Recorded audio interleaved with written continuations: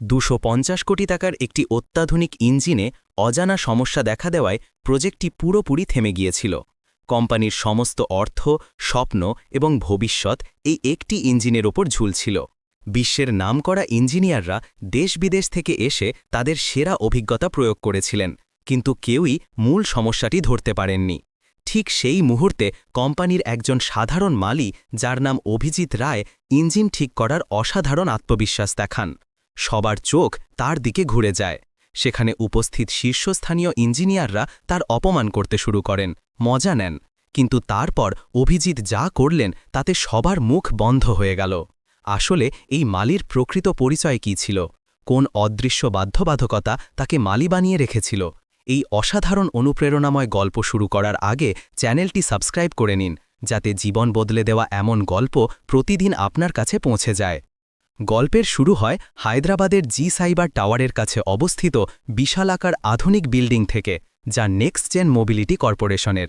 এটি তাদের প্রধান সদর দপ্তর।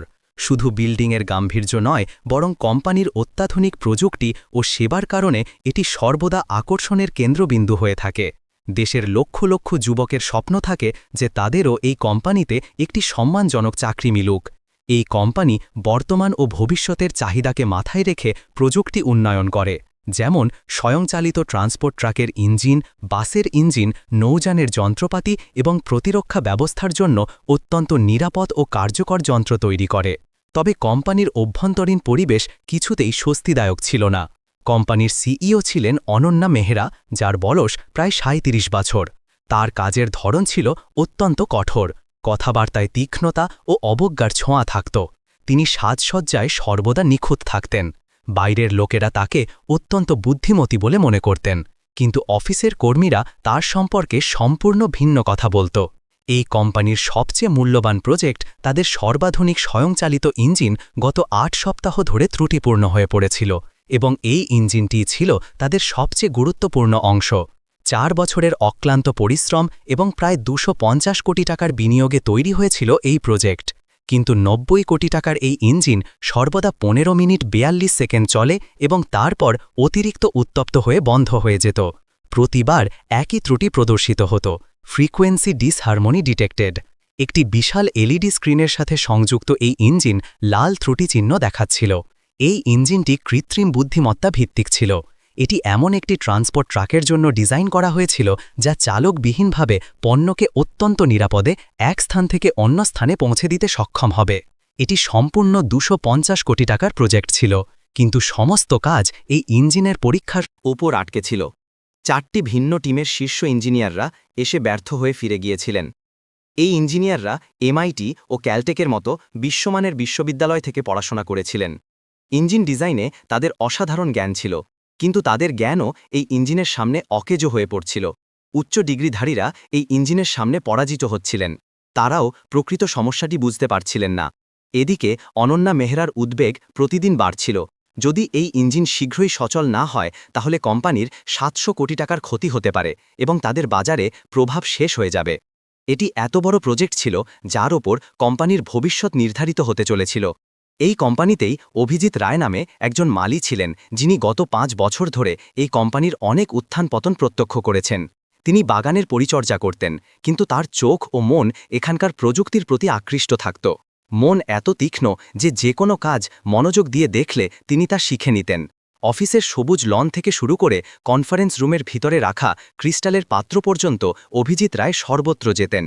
বলা যায় তিনি কোম্পানিতে সর্বত্র দৃশ্যমান ছিলেন, কিন্তু তবুও প্রত্যেক কর্মীর দৃষ্টির আড়ালে থাকতেন, অর্থাৎ কেউ তার প্রতি মনোযোগ দিত না। তিনি যখনই কোনো প্রযুক্তিগত বিষয়ে মতামত দিতেন, তখন কর্মীরা তার মজা নিত, তাকে ধমক দিয়ে তাড়িয়ে দিত, কেউ তাকে গুরুত্ব দিত না। অভিজিতের কাছে একটি সাধারণ কলেজ থেকে ইঞ্জিনিয়ারিংয়ের ডিগ্রি ছিল। তিনি এই ডিগ্রি বড় স্বপ্ন নিয়ে অর্জন করেছিলেন, কিন্তু জীবনের পরিস্থিতি এমন হয়ে গেল যা তাকে একজন মালি বানিয়ে দিল। কারণ তার বাবাকে দ্বিতীয় স্তরের হৃদরোগ ধরা পড়েছিল, যার চিকিৎসা ছিল কিন্তু অত্যন্ত ব্যয়বহুল, এবং প্রতিটি চিকিৎসার খরচ এত বেশি যে যদি তিনি বড় ইঞ্জিনিয়ার হবার স্বপ্ন দেখতেন, তাহলে বাবার চিকিৎসা বন্ধ হয়ে যেত।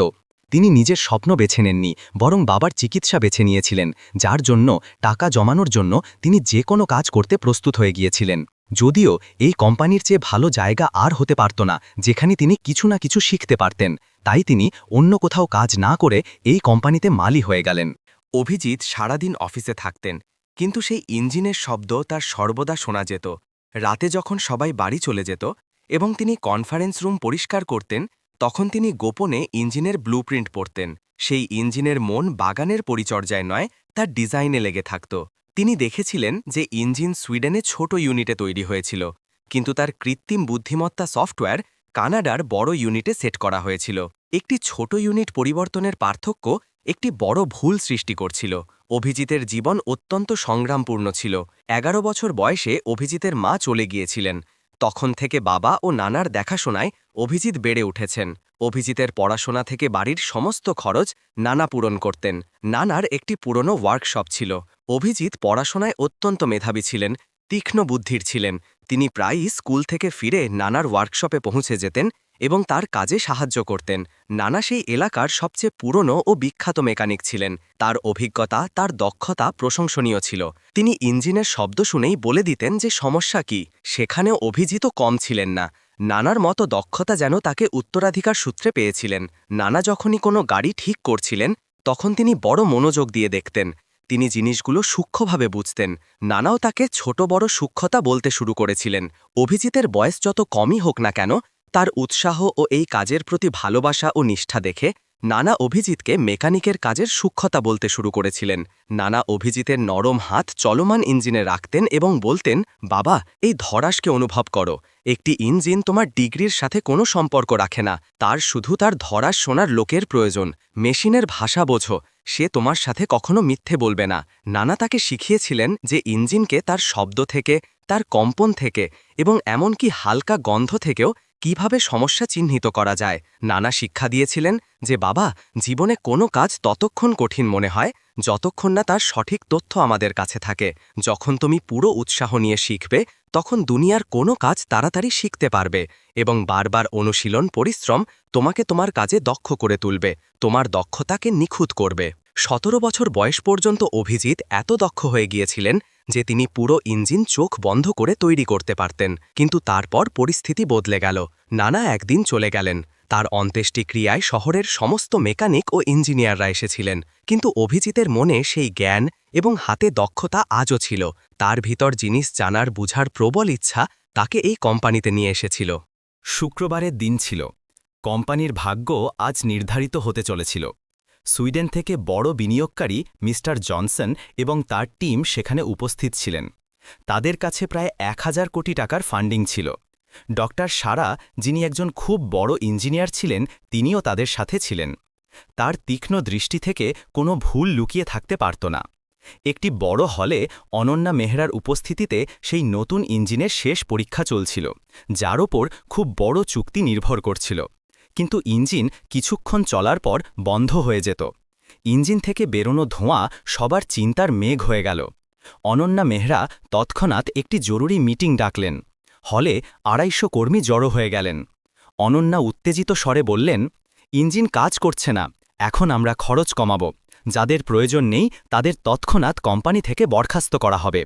দূরে দাঁড়িয়ে থাকা অভিজিৎ অনেকক্ষণ ধরে এসব দেখছিলেন।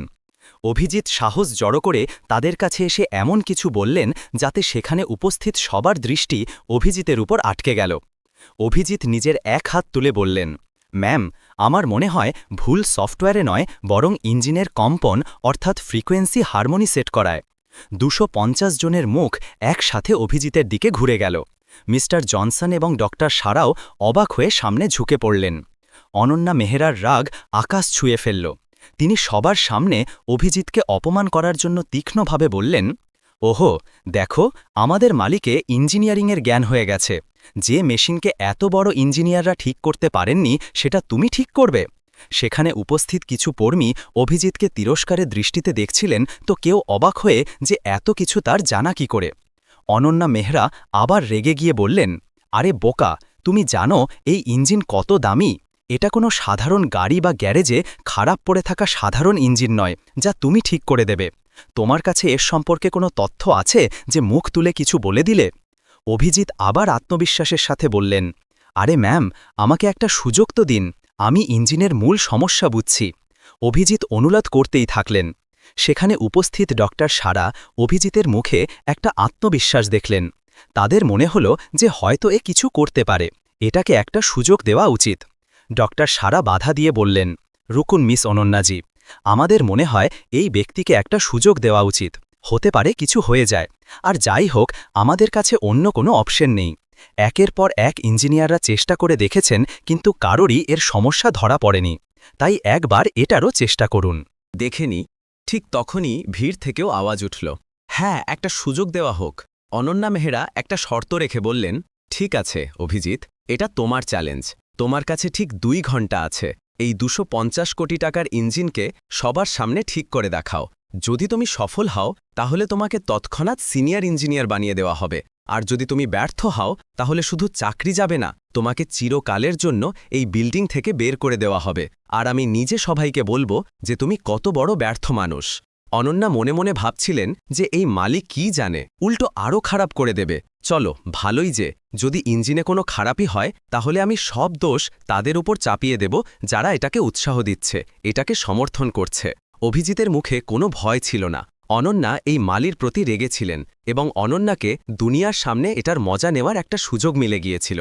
অনন্যা তৎক্ষণাৎ তার টিমকে বললেন, এই পুরো চ্যালেঞ্জকে সোশ্যাল মিডিয়ায় লাইভ দেখানো হোক। তিনি চাইছিলেন যে পুরো দুনিয়া দেখুক যখন একজন গরিব মানুষ নিজের ছোট স্তর থেকে বড় জিনিস ছোঁয়ার চেষ্টা করে তখন কি হয়। অভিজিতের মনে শুধু নানার আওয়াজ গুঞ্জরিত হচ্ছিল। অভিজিৎ ইঞ্জিন চালু করতে বলেন। ইঞ্জিন চালু করা হয়। অভিজিৎ শান্তভাবে দাঁড়িয়ে বড় মনোযোগ দিয়ে ইঞ্জিনের শব্দ শুনছিলেন। সবার চোখ কৌতূহলপূর্ণভাবে অভিজিৎকে দেখছিল যে আখেরে এ কি করবে। ডক্টর সারা অভিজিতের কাছে এসে ধীরে ধীরে জিজ্ঞাসা করলেন, যুবক, তুমি সত্যিই এটা করতে চাও? তোমার পুরো ভবিষ্যৎ দাওয়ে লাগানো? অভিজিৎ তাদের দেখে উত্তর দিলেন, ম্যাম, আমি আমার পুরো জীবন ইঞ্জিনের শব্দ শুনে ও অনুভব করে এসেছি। এই ইঞ্জিন আমাদের বলছে যে এর কি সমস্যা, আমরাই সঠিকভাবে শুনতে পারছি না।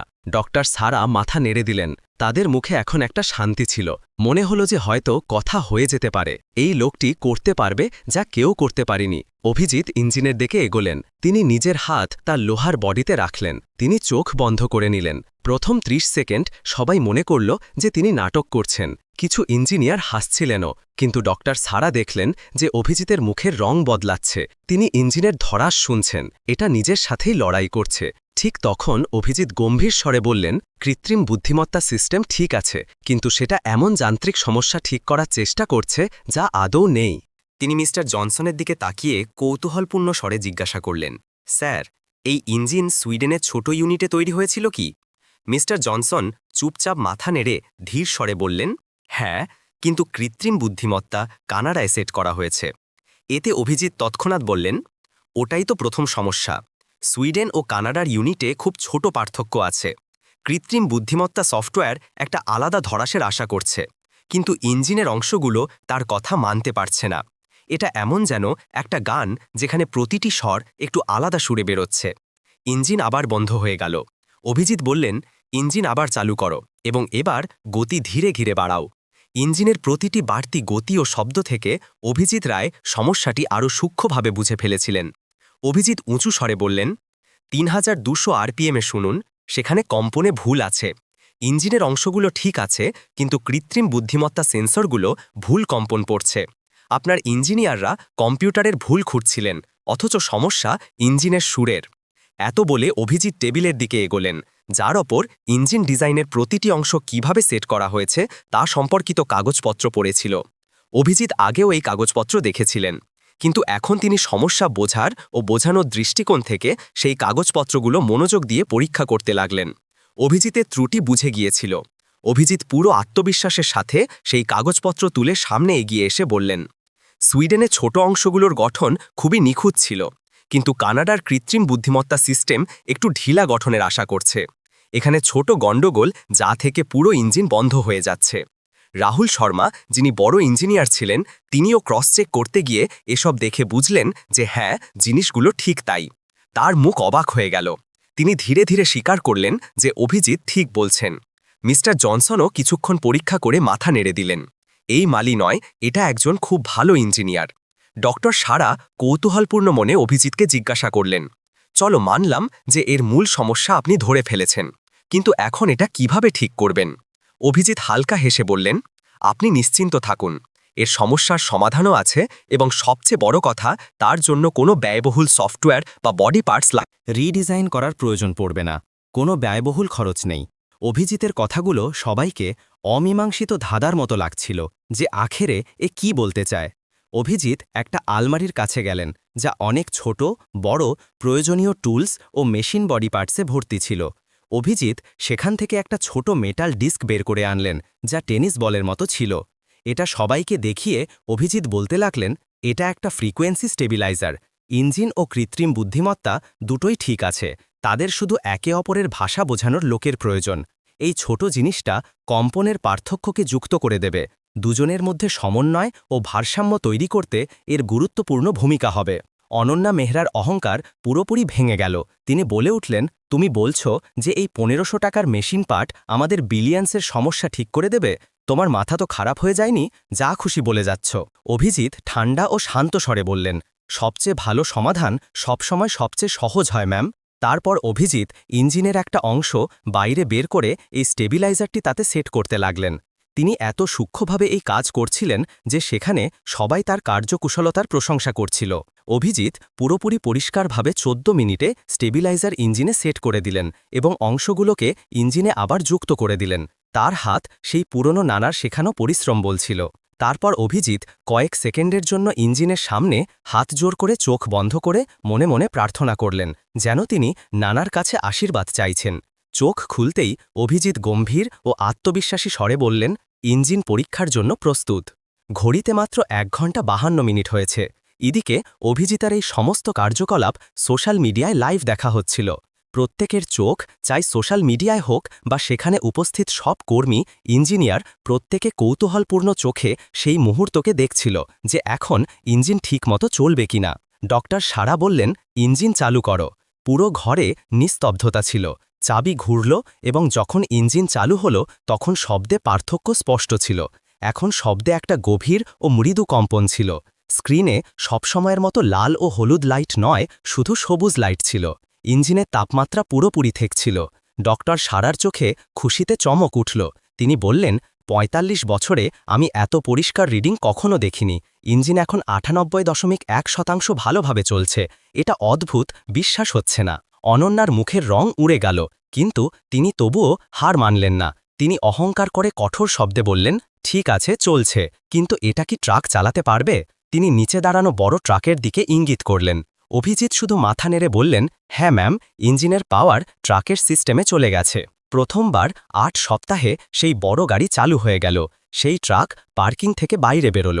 ইঞ্জিনের পাওয়ার ও কৃত্রিম বুদ্ধিমত্তার জটিল কমান্ড সিস্টেমের সমন্বয়ে ট্রাক অসাধারণভাবে চলছিল এবং প্রতিটি নিয়ম অনুসরণ করছিল।